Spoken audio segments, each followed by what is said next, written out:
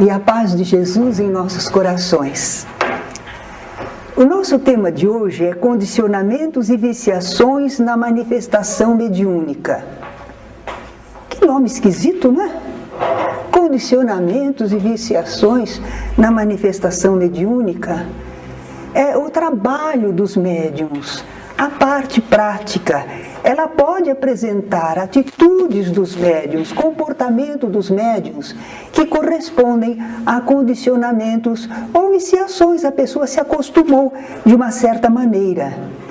Os novatos que apresentam condicionamentos e viciações, a gente até compreende, porque eles ainda não têm o esclarecimento doutrinário suficiente, não é? Agora, e os médiuns antigos? Aí eles também apresentam, porque aprenderam assim no passado. Ainda não havia todo esse esclarecimento que temos hoje, estas explicações, os cursos. Então eles aprenderam assim, olhando um que o outro fazia. Então por isso eles apresentam. Então nós temos aí como condicionamentos e viciações, por exemplo, excessos demonstrativos da influenciação. Quer dizer, o médium sente a aproximação do espírito, a influência do espírito sobre ele, e ele faz então gestos, trejeitos, ruídos vocais, que são excessivos. Por que o médium age dessa maneira? Bom, vocês que estão no segundo ano sabem como é a parte dos exercícios, não é? O médium sente percepções e sensações diferentes, porque a aproximação do espírito causa isso sobre a pessoa, modifica. O seu normal é uma coisa. Agora, com a presença, influência, onda mental e também a parte fluídica, então provoca no médium alguma reação.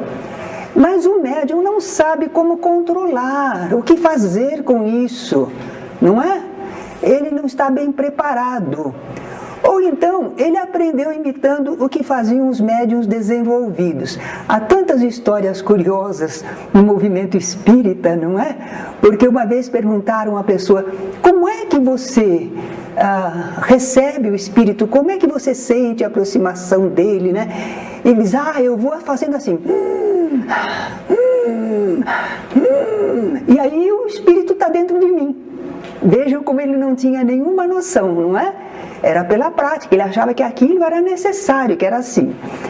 Imitou outros médiuns que ele viu trabalhando assim. Às vezes o médium faz algum trejeito, ruído, porque ele quer demonstrar que não é ele. É o espírito que está ali.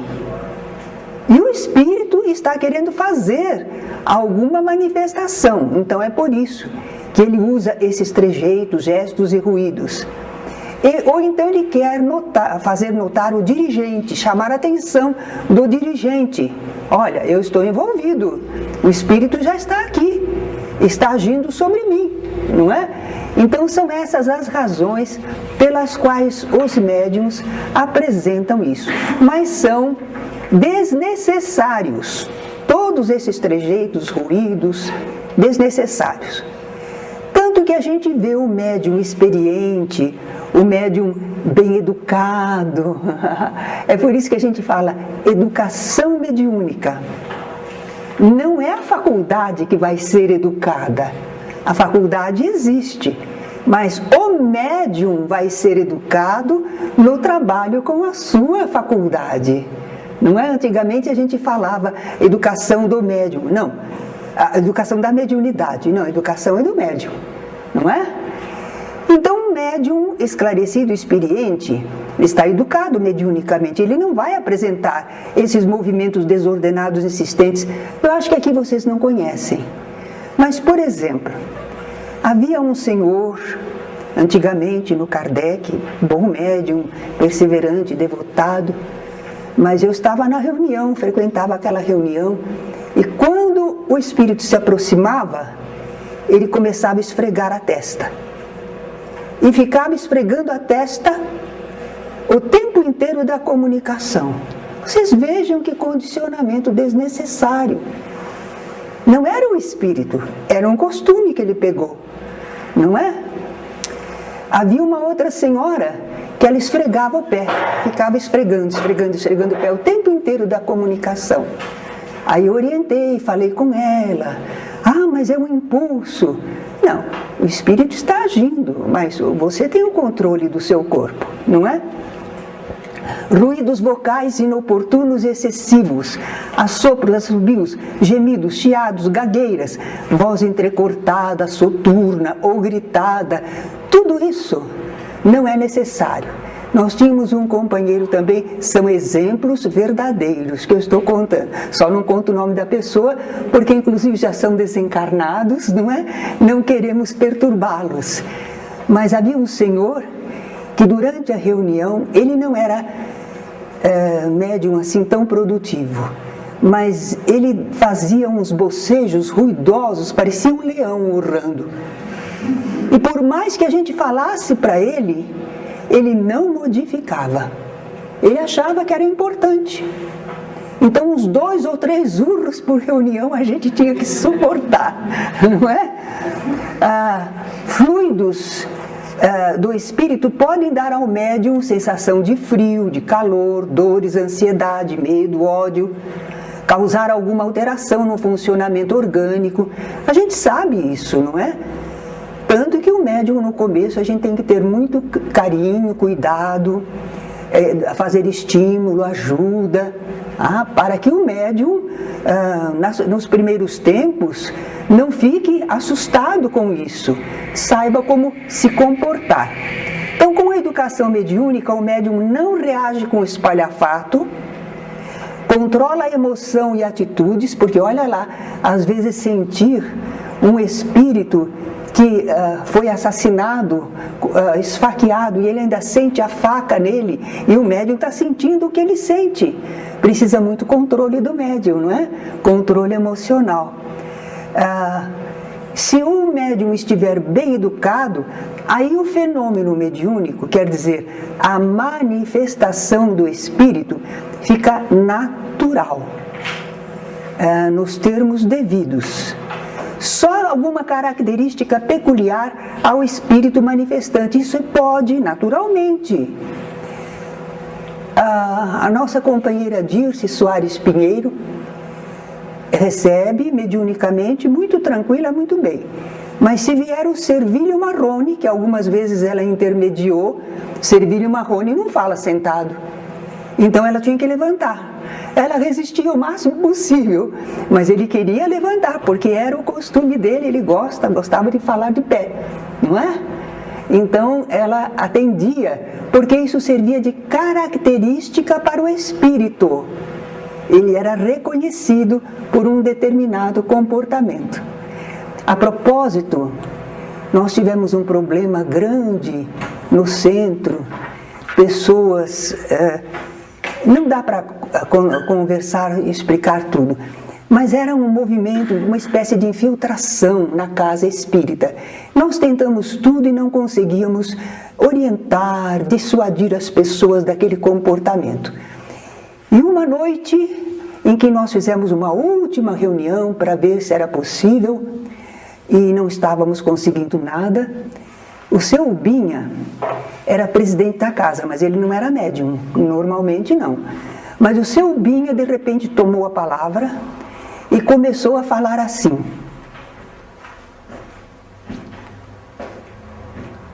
falar sim, sucintamente, objetivamente, falou uns 8 minutos e com aquilo fechou a reunião e resolveu o problema.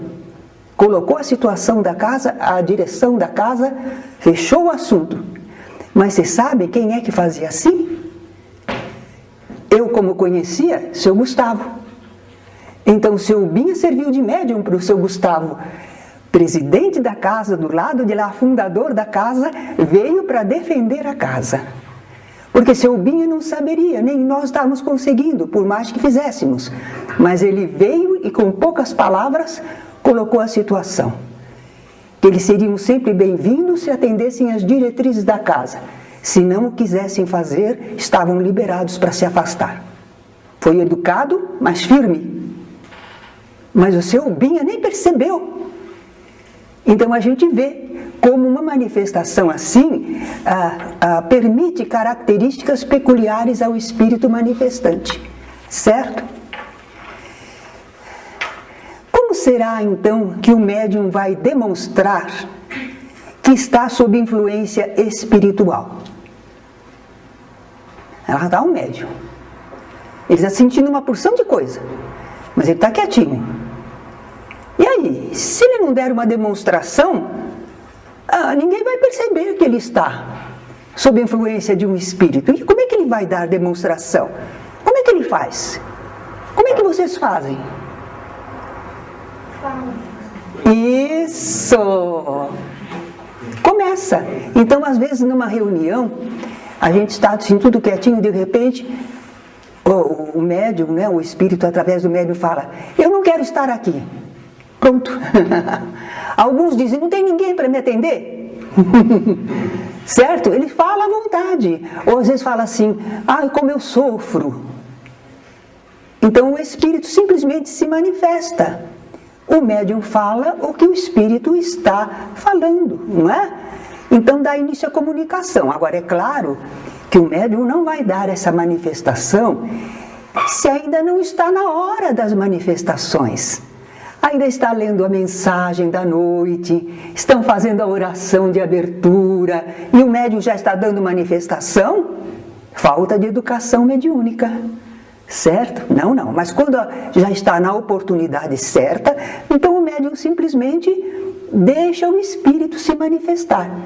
Às vezes o espírito pode não falar nada, mas de repente o espírito dá, vamos dizer assim, uma manifestação na mesa, ou tomba um pouco por um lado.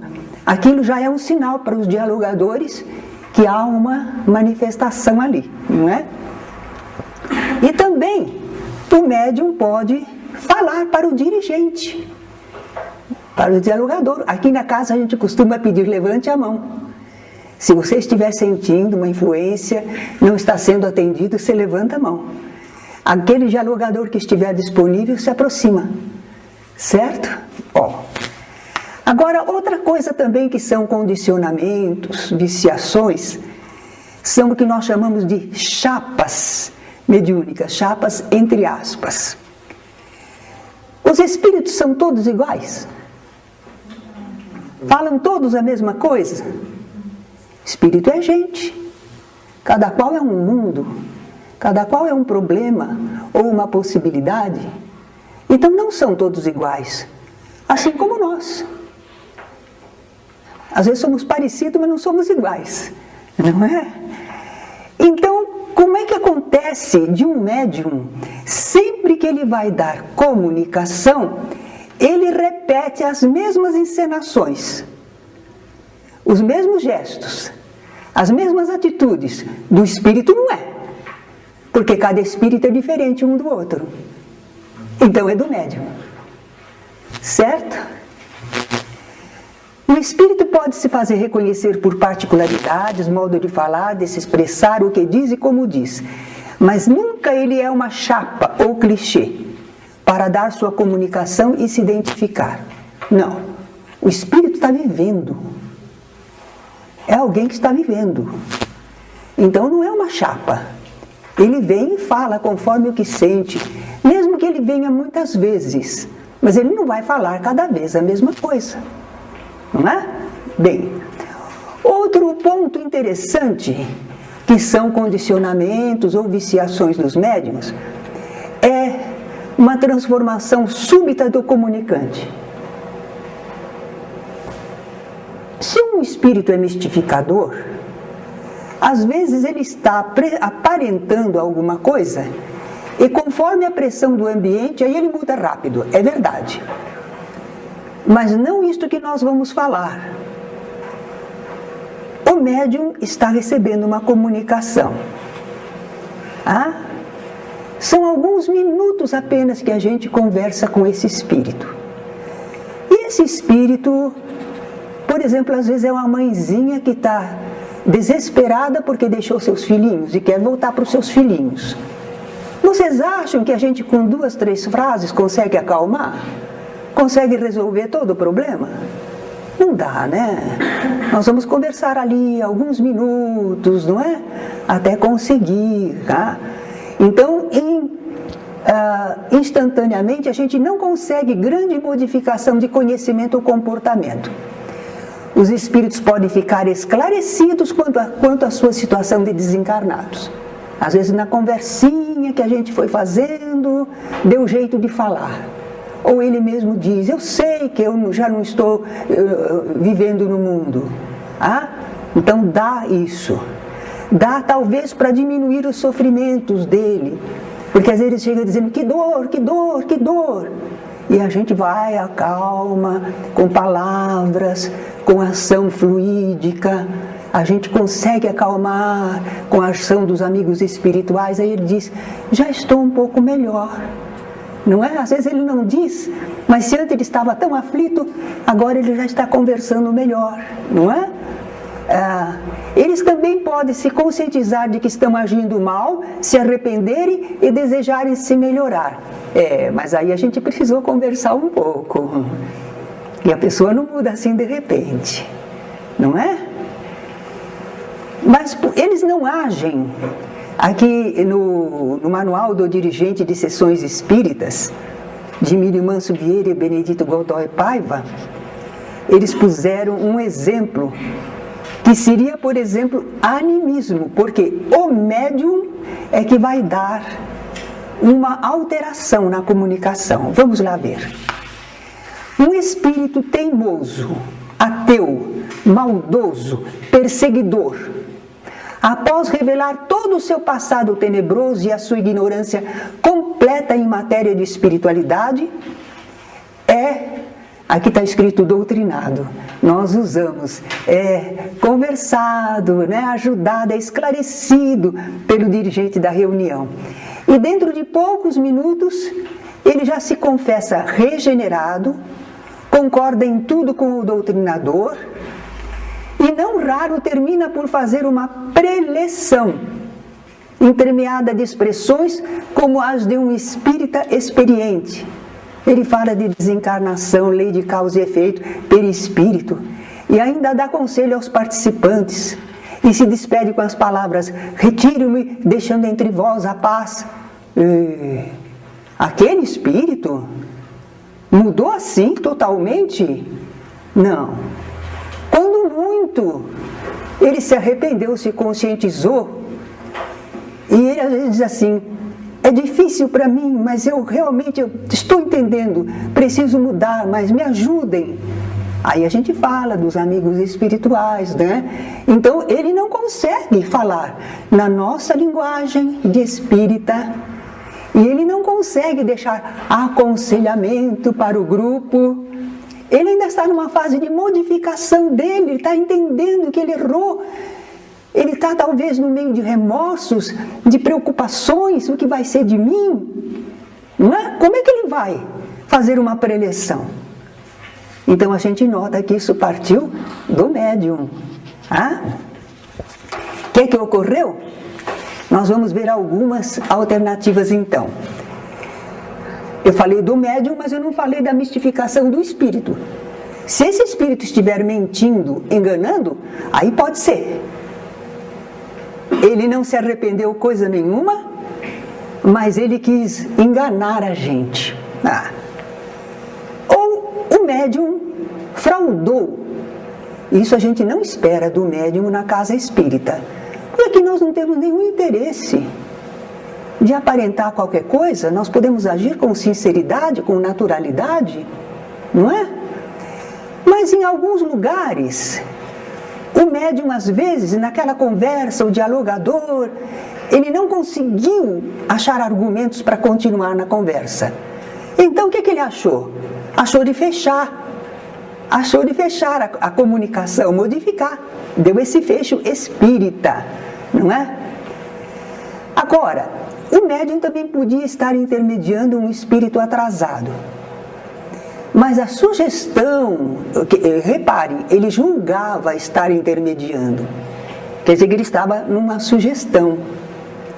E aí o dirigente da reunião falando das verdades espirituais, aconselhando, foi de tal maneira que o médium voltou ao seu normal, ao estado de consciência. Mas ele ficou assim acanhado. O que eu faço agora? Acabou a comunicação? Aí ele deu um fecho espírita na comunicação. Último caso. De repente o espírito não gostou da conversa, não quis se modificar, foi embora. Aí o médium fica assim, e agora? Ele não está mais. E as pessoas estão esperando. E ele não está mais aqui. Então o médium fica assim meio sem saber o que fazer. E ele dá um fecho espírita na comunicação. Não precisa. O médium pode dizer simplesmente, ele já se afastou. Não sei o que aconteceu, o espírito não está mais aqui. Pronto. Certo? Sincero, natural. Mas muitas vezes os médiums não são esclarecidos. E eles ficam sem saber. Porque está ali o dialogador falando, né? E ele está ali dando a comunicação, de repente, o espírito se arrancou, foi embora. Foi embora. Com toda a naturalidade, né? Então o médium sincero só transmite o que o espírito sente ou diz, sem querer dar à comunicação um andamento ou um desfecho que agrade ao dirigente ou ao grupo. Não tenham essa preocupação. Vocês não são obrigados a apresentar um trabalho bonito, começo, meio e fim. Vocês são intermediários. Vocês estão dando passividade a espíritos. E espírito é gente, que às vezes gosta, às vezes não gosta, às vezes se modifica de repente porque ele quer se escapar da coisa, ou ele vai embora, certo? Outra coisa também que é difícil, causa condicionamentos ou viciações. Como é que vocês acham que a gente deve se referir ao espírito, se o espírito está se comunicando, como é que ele deve se referir às pessoas? Tu, vós, como é que é? O tratamento, o modo como ele vai falar. É a segunda pessoa do singular ou é a segunda pessoa do plural? Muita gente pensa que os espíritos falam vós, segunda pessoa do plural. Vós quereis que eu mude de opinião? Não conseguireis. Então, às vezes, o médium pensa que espírito é uma linguagem diferente. Como é que fala corriqueiro? O espírito transmite o pensamento e o médium veste com as palavras. Não precisa vestir com o vós, porque vai ser difícil. Poucas pessoas sabem conjugar os verbos na segunda pessoa do plural e mesmo do singular. Não é? Então, cuidado. Não pensem que espírito fala em tu ou vós. Fale normalmente. Agora, se vier um espírito português, de repente, né? De repente. Bom, então esta forma de tratamento exige conjugação do verbo em formas não usuais e provavelmente serão cometidos erros de linguagem que prejudicam a comunicação. Muito bem. Nós estamos chegando, porque condicionamentos e viciações são esses hábitos mais do comportamento físico, da voz, do palavreado, dos ruídos, dos gestos. É sobre isso que nós estamos falando. Que às vezes os médiuns se acostumam com uma certa forma. Não é? A gente vê, por exemplo, na televisão, quando vai haver um jogo, há alguns jogadores que quando entram no campo se benzem, querem entrar com o pé direito. Eles manifestam aí as suas crendices, superstições, o seu sentimento religioso. Não é? Então, às vezes, os médiuns também estão colocando isso na forma da manifestação, mas não precisa. Então, em conclusão, eu vou fazer uma pergunta e vocês vão me responder. Que deve o médium fazer para evitar condicionamentos assim? O que vocês vão fazer para evitar adquirirem, expressarem esses condicionamentos ou viciações. O que vocês devem fazer? Autocontrole. Estudar.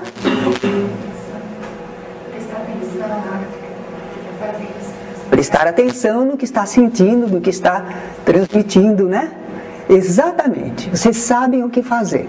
Nós colocamos aqui 3 atitudes. Acolher com simpatia as observações do dirigente da reunião. Às vezes o dirigente, diante do médium, diz assim: fulano, procure controlar melhor. Ué, vamos atender.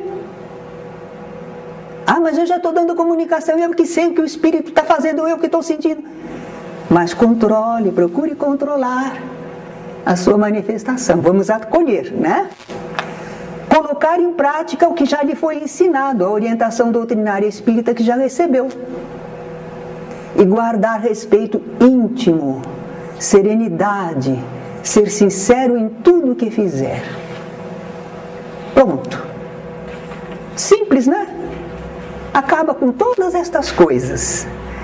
Felizmente na nossa casa, a nossa casa não é a melhor do mundo, mas nós seguimos uma preparação do médium, quer dizer, médiums que ainda estão perturbados, tá? A gente manda para uma assistência espiritual. Depois aprende a iniciação, conhecimento, o que são os espíritos, não é? O que é a mediunidade, as leis divinas, o que pode acontecer na vida espiritual. Então a gente já não é um neófito, a gente vem para trabalhar com os espíritos, mas a gente já aprendeu alguma coisa. Além disso, a gente aqui aprende em torno da mediunidade, os espíritos. Então, fica mais fácil, porque os médiuns não vêm com aqueles costumes. Se tinha aqueles costumes, aqui ele foi vendo que é diferente, foi se liberando, não é? Então, por isso que quase vocês não veem estas coisas. Mas este livro, ele percorre a iniciação, o de mediunidade, eles percorrem outras casas espíritas, em outras cidades, em outros estados.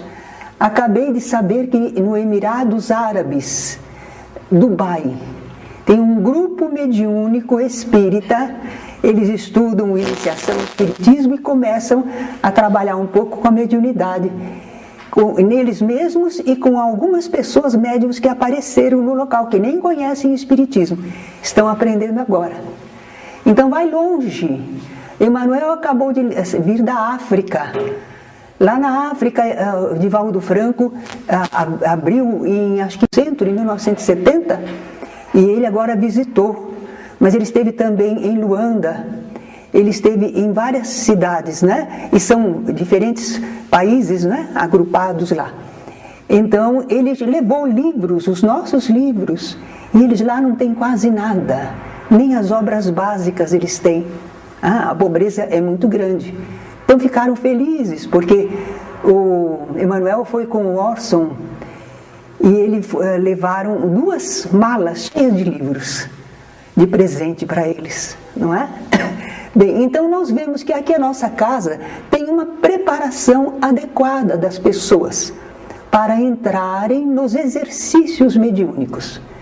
Isto evita muito, mas vocês precisam aprender. Se ainda estiver sentindo alguma coisa e não sabendo como dar passividade, até que ponto pode controlar, então esta aula talvez sirva de esclarecimento. E estamos abertos para perguntas. Edinho disse que vocês vão perguntar.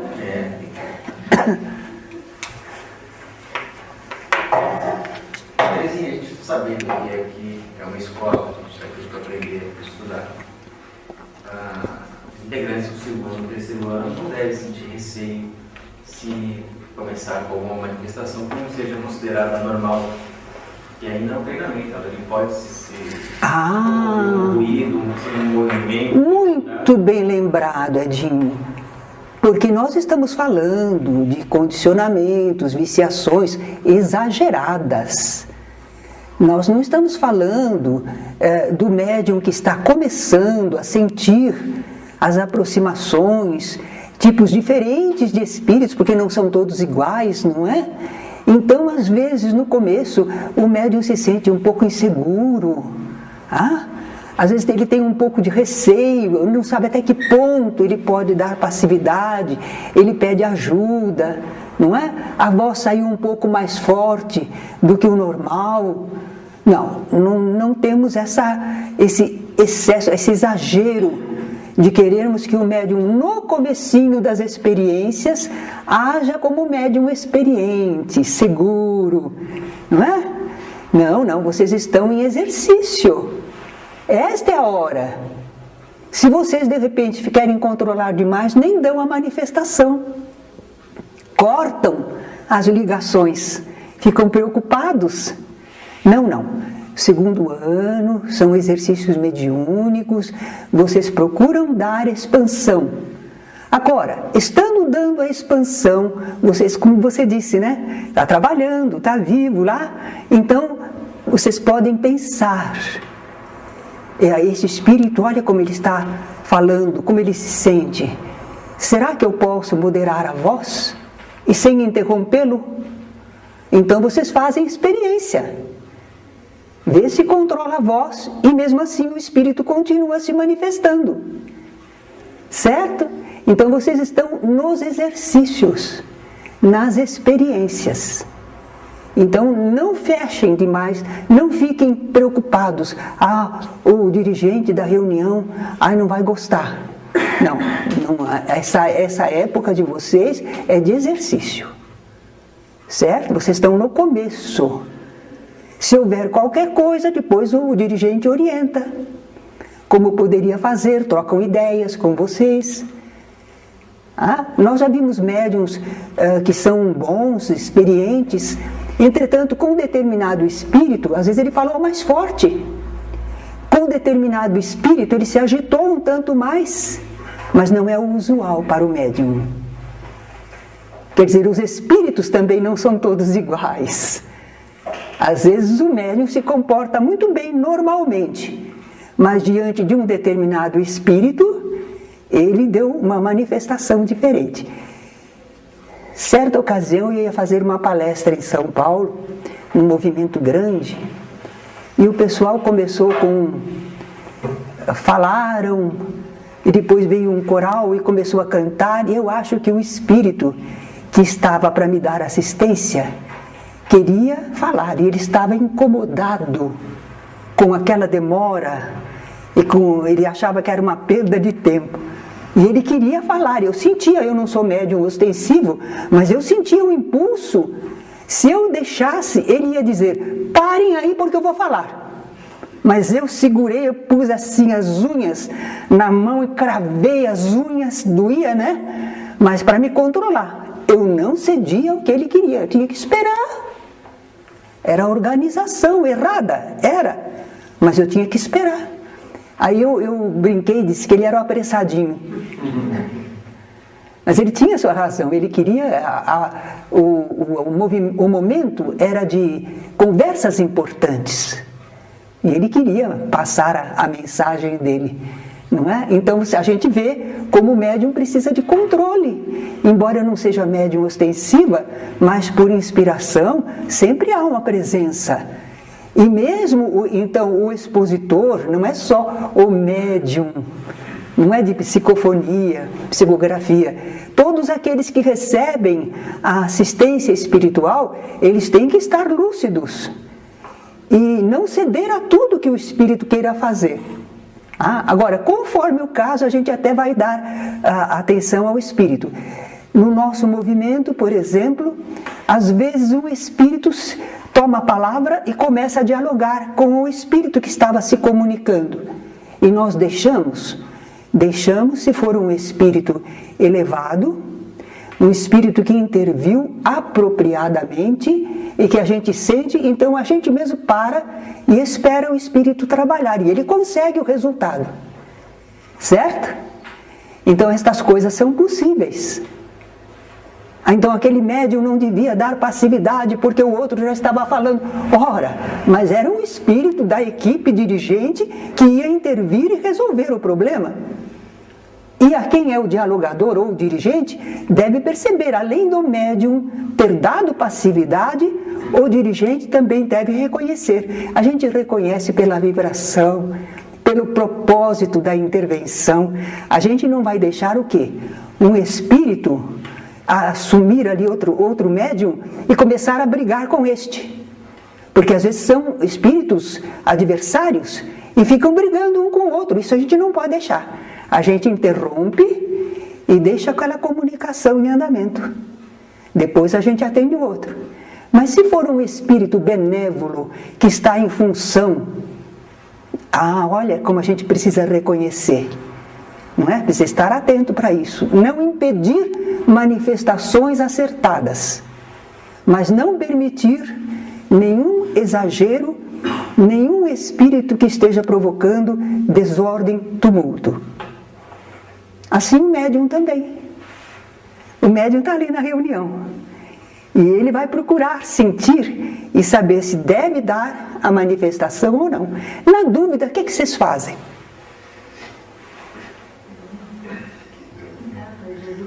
Pede ajuda,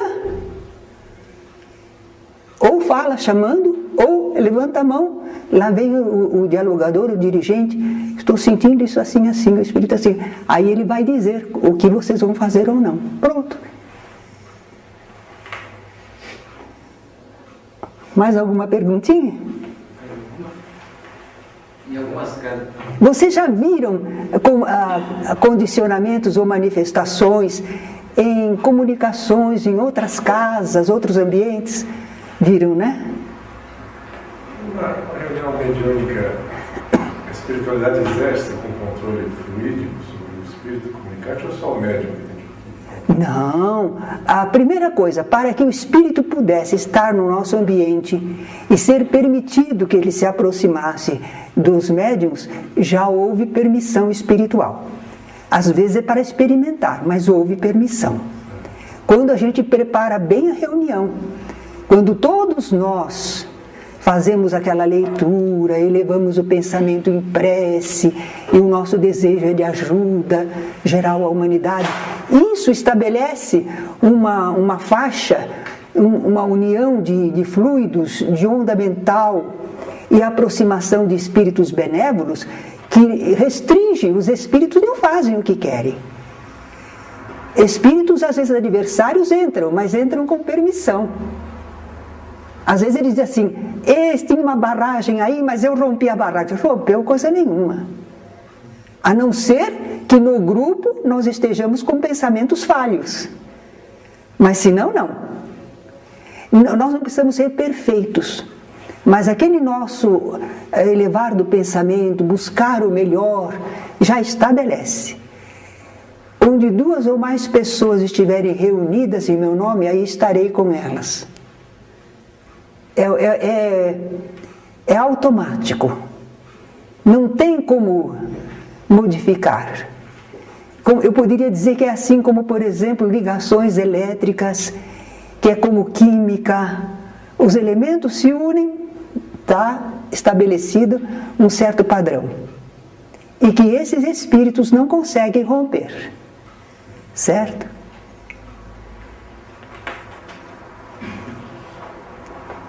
Quando a gente fala em condicionamento, iniciação, o condicionamento do médium, a gente imagina que ele vai fazer alguma coisa, algum gesto, né? Mas, frequentando algumas casas espíritas, a gente vê que tem médios que são condicionados a ficar imóveis, né? Também. Quando levantar a mão, parece que é o fim do mundo para eles, né? Tem que ficar paradinho, né? Inerte.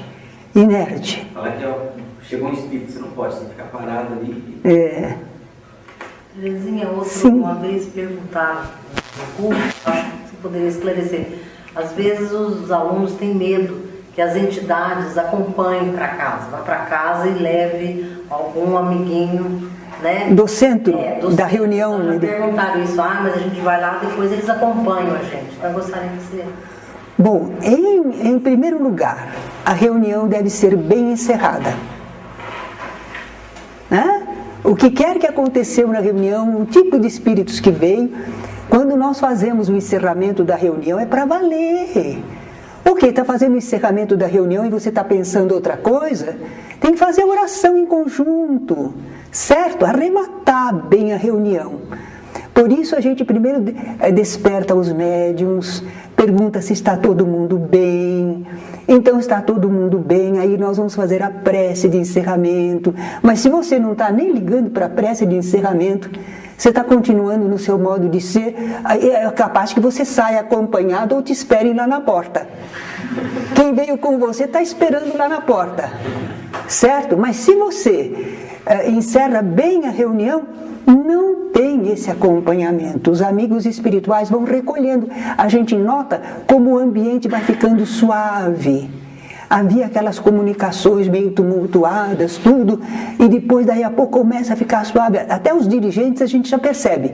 Quando começa a abrandar, a gente bate os olhos no relógio. Quer dizer que os espíritos amigos já estão recolhendo as entidades. Não é? Quem pôde se manifestar e quem não pôde se manifestar. Eles já estão recolhendo. Então não vão conosco.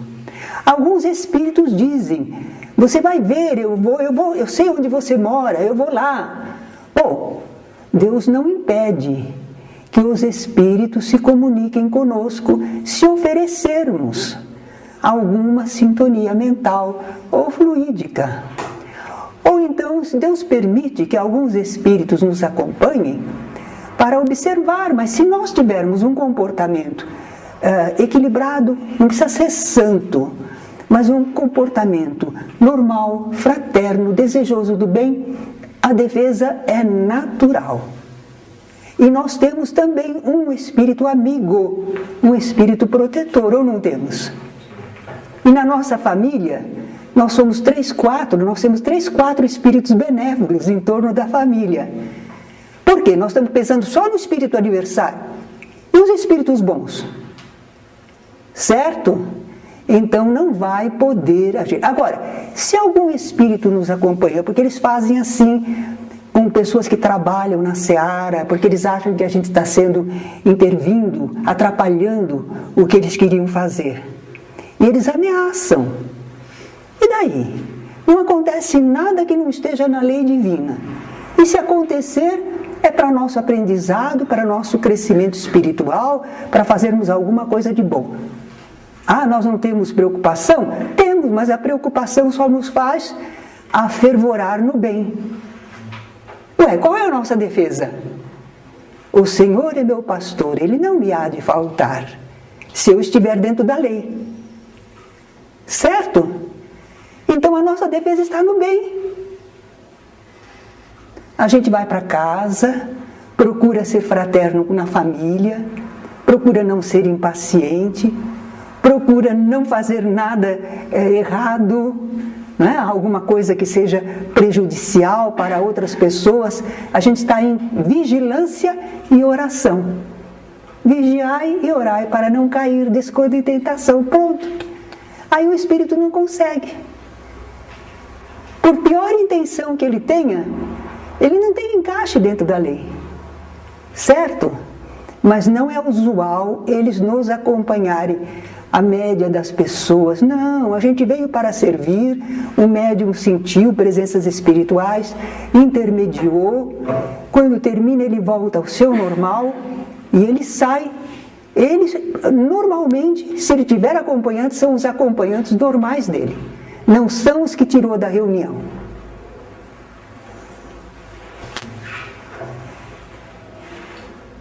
Tudo bem? Então agradeço a atenção.